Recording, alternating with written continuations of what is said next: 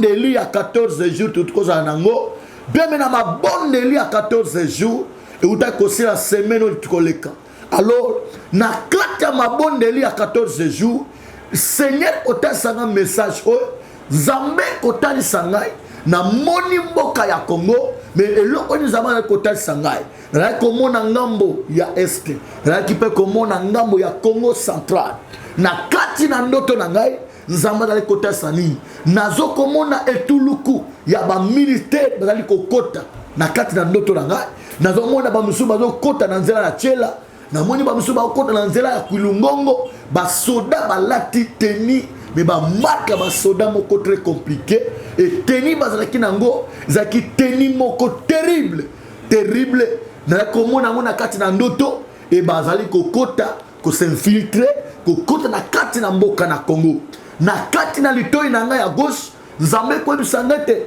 mosali na ngai makambo nazali kolakisa yo ezali moko na makambo etali bitumba na kati ya mboka Congo esengeli na yo kotelema pe kobondela mpona mboka Congo po te ba menace pe bitumba ezali kotelema toujours bakasi na kati ya mboka Congo ennemi azali kokosa toujours ba infiltrer makasi na moni basoda bakoti me bakoti na kanda makasi e babani ko ravager Congo central ba ravager Matadi ba ravager Kimpese pe ba ravager mboko babengi Manzangungu et na moni bani ko atteindre capitale ya Kinshasa. Alors bien aimé dans le Seigneur, mission nyonso otobolandaka émission Parlement céleste dans ko inviter bana nzambe nyonso que Seigneur na biso telema to s'élever to bonne la pona mboka Congo parce que monguna azana projet o izaya mabe pona mboka Congo mais to yebi que malgré mboka Congo izali mboka na nzambe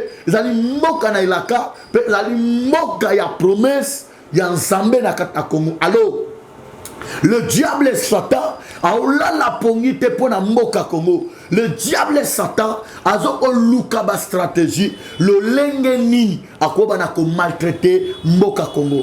Bien aimé le Seigneur tozo landanga na ngonga oyo à travers message oyo nali ko partager na yo nali ko senga epai na yo tozo landanga ete atako ta mususu okoza ta musu libanda ya mboka okoza musu libanda ya Congo metika na bisayo ozana makila ya Congo telema na kata lo sambono papa na kata lo sambono maman kozana te ko bonde la pona mboka Congo et je pense que l'Éternel ne manquera pas à te bénir. L'Éternel ne manquera pas à te bénir. Il ne manquera pas à remplir sa grâce dans ta vie, sa faveur na katia bomo inayo pe na katia yelibota nayo to telema to bondela lo lenge Esaïe alkolobana Esaïe chapitre 62 Esaïe 62 liloba nzambe zoloba pour l'amour de Sion je ne me tairai point, pour l'amour de Jérusalem je ne prendrai point de repos jusqu'à ce que son salut paraisse comme l'aurore. Bien mais dans le Seigneur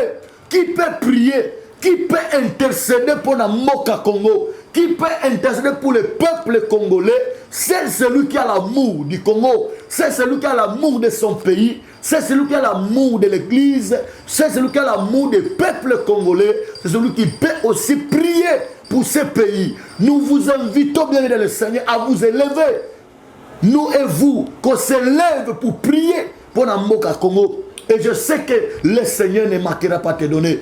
Bien, mais on ne peut jamais qu'on soit souci. Ce qu'on a besoin de Congo. On ne peut jamais qu'on telema. Qu'on bonde la pona Congo. Ce qu'on a besoin de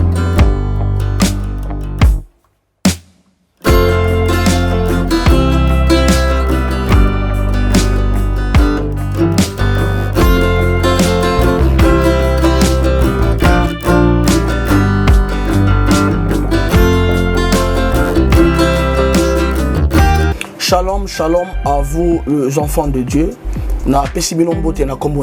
C'est bien moi votre frère, le pasteur Israël Nash. Je vous salue au nom de Jésus. Je suis précisément à Kinshasa. Naza responsable ya Ophelina, Jésus est mon papa.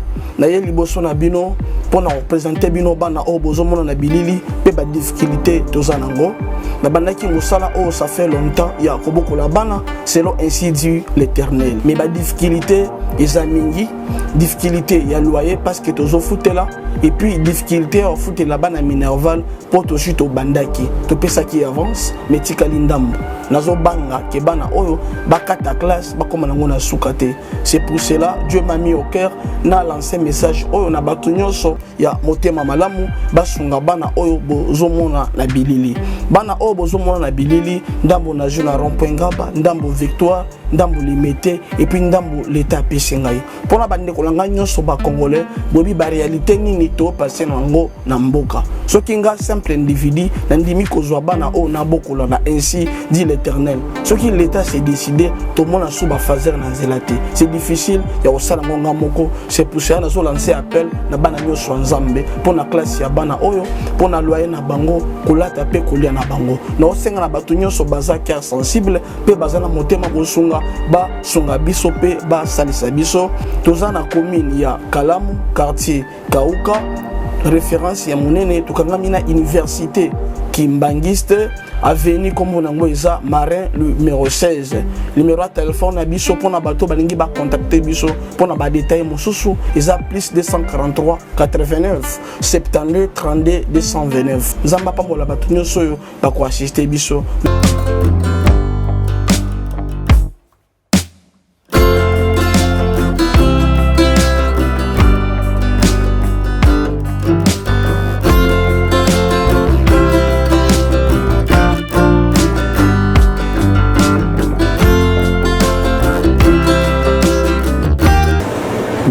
Shalom, shalom, bien-aimés dans le Seigneur.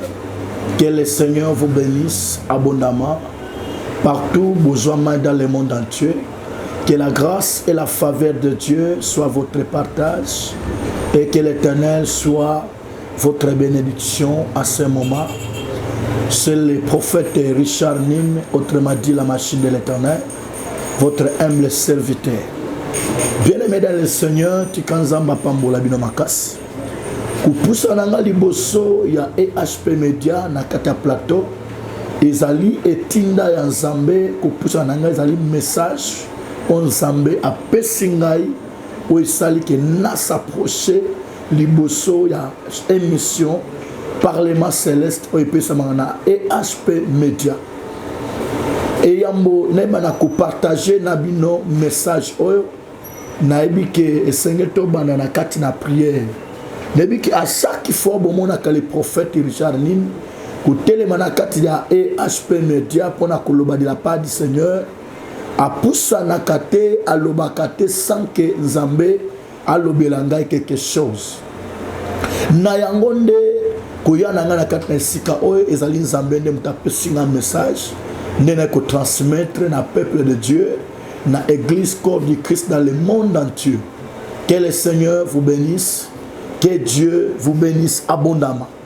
Prions pour commencer notre message. Au nom de Jésus-Christ, Père Céleste, to pesio mingi matondi pour na moma kitoko pesi biso ya kotele maliboso ya etuluku ya bana na yo na kata monde entier na Europe, na Asie, na Amérique, na Océanie pour na koloba de ta part. Seigneur, merci parce que c'est la grâce que tu nous as accordée et tu t'es télé makalibu sa peuple na yo. Pambola émission oyo, pambola message, on a partagé dans ma bien-aimé pambola chaîne oya EHP Media, pambola bato nyoso, oba mesana kolanda biso na katina chaîne oyo, ba pamwa mana kombo na Jésus-Christ. Alors bien-aimé dans le Seigneur Nzambe a pambola bino. Naouti koloba pe na loba kameti fois que celui qui parle plus à Dieu, Dieu aussi ne manquera pas à lui parler.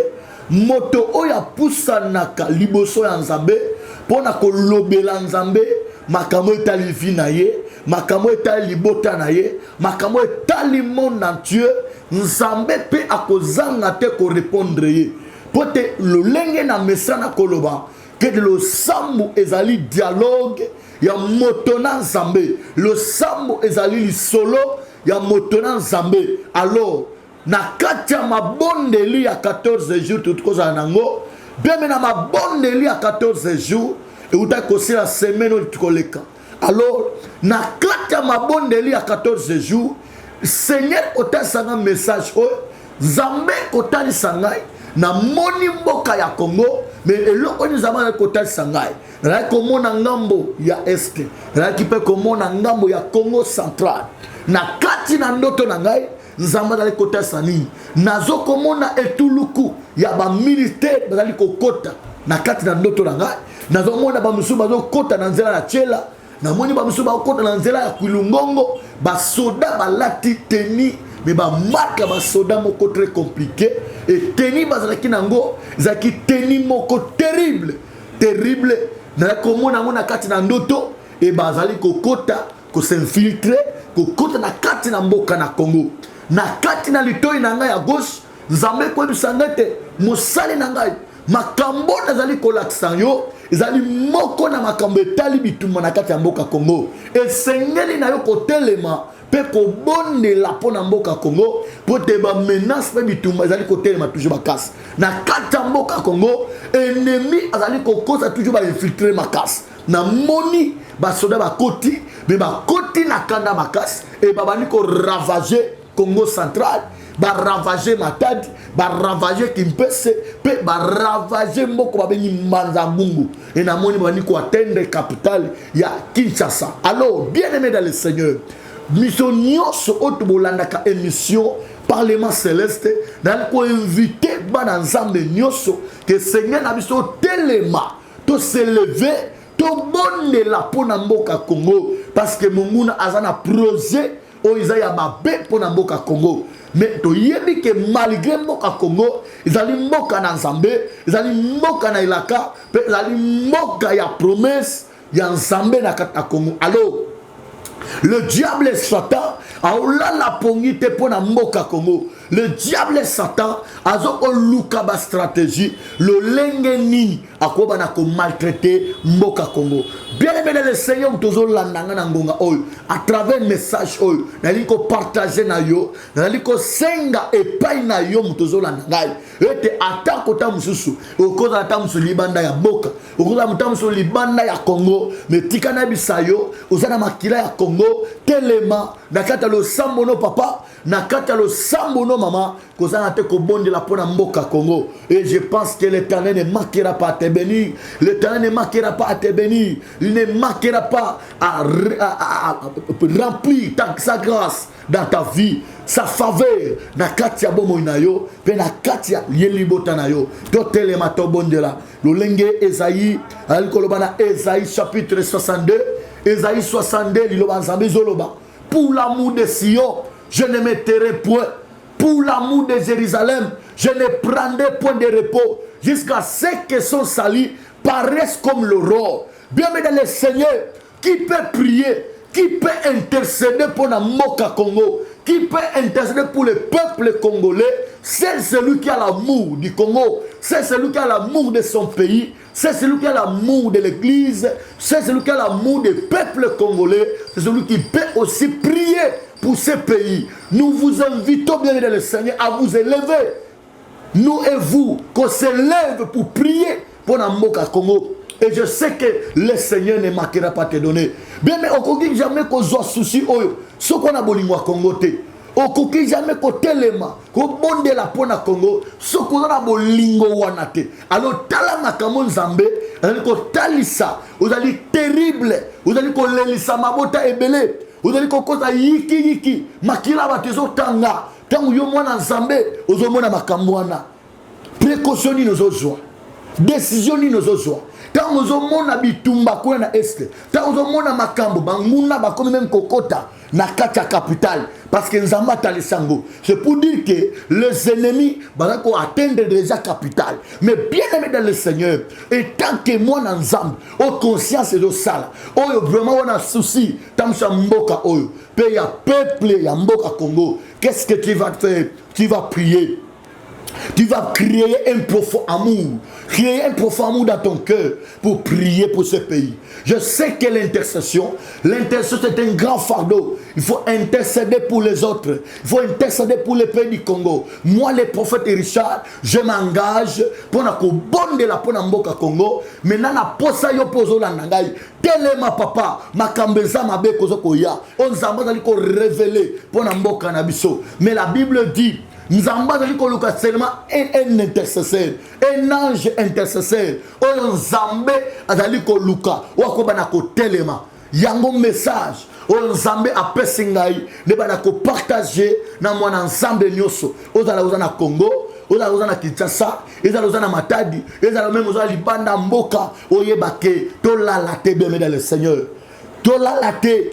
La Bible dit ceci, quand le mur est renversé, quand le fondement est renversé, que feront les justes? Ba juste ba ko sala nini. Le lenge Néhémie Zoloba. Néhémie Zoloba que je gênais, je pleurais, je gênais et je priais l'Éternel. Tant au mur à Jérusalem, il y a Ezaki Yakobukana. Azaki ko gêner, azaki ko bondela pour na faveur ya mboka. Nous voulons prier bien le Seigneur. Mutu wako zwali kanisi oyo oya ko kota yango na motema moko nzamba ba sakoli nzamba ba doma autanga te kupambola ye que l'Éternel vous bénisse yo pe mutu na problème nzamba lola atelema apesa sa solution nzamba lola apesa kimia nzamba lola nzamba prophète Richard on azali ko teya yo nzamba benganga bomwana nzamba na kota likambo na yo Zamba pesa solution na problème na yo. Zamba kangola yo. Zamba pesa yo solution. Ozangi mikanda. Tikan Zambé à téléma à défendre cause na yo. Nous croyons à ce Dieu-là qui écoute la prière. Nous croyons à ce Dieu-là qui exauce la prière. Car la Bible dit qu'il est un Dieu qui étend ses regards dans le monde entier pour voir qui est intelligent, qui cherche l'Éternel. Bien-aimés dans le Seigneur, au Congo, nous avons besoin des gens intelligents. Nous avons besoin des enfants de Dieu qui sont intelligents, qui vont chercher l'Éternel pour la faveur du Congo. Bien, nous voulons prier pour le peuple congolais et la main de Dieu ne manquera pas de te bénir. Que le Seigneur vous bénisse. Yom tolani nzamba pambola yo.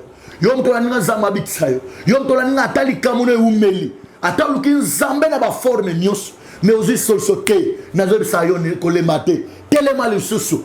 Telema lukal susu nzambe. Lukal susu nzambe. Le lenge liloba nzambe no loba ke Pierre aloba ki butu mobimba. Alobi mbisi butu mobimba zimbi cité. Mais na tongo arrivé à Jésus, message on a opesa yo. Ils ont un message on nzambe. Alors comme ça que des courage point. Telema lisusu. Attends qu'on moni makambe simbate. Ne te lasse point. Sois comme la veuve. Oh balobi dans Luc 18. Bien cette veuve a persévéré. A persévéré. Bien le Seigneur juge inékala kokata likamonae. Naloba na mutu moko monika suki. Naloba na mutu moko monike makamne ko simbate. Naloba na mutu moko monike makambe zo tamole so malamu te. Namona mutu moko ko mituna ba question, mais ba question ça na ba réponse te. Ya na réponse moko za na lola. Réponse wana ezai pa na Yesu Masia. Yenda zo te na moya lelo. Que l'Éternel vous bénisse. Soyez bénis au nom de Jésus. Soyez délivrés au nom de Jésus. Ayez la solution au nom de Jésus. Que l'Éternel vous bénisse dans les noms puissants de Jésus. Voilà mon numéro est affiché. Nakata saint écran na yo. Yo muto za na posa ba soutenir na ba prier. Za na posa musakoli abondela na yo nakata mabondeli. Wana posa oza orientation en Zambé nakata ba prier. Mon numéro est affiché. C'est plus 243 89 87 59 834. Plus 243 89 87 59. Quand tu appelles, tu y auras directement le prophète Richard 834 Nasuka. Que la main de Dieu vous bénisse. Que la grâce de l'Éternel soit votre partage au nom de Jésus-Christ. Amen.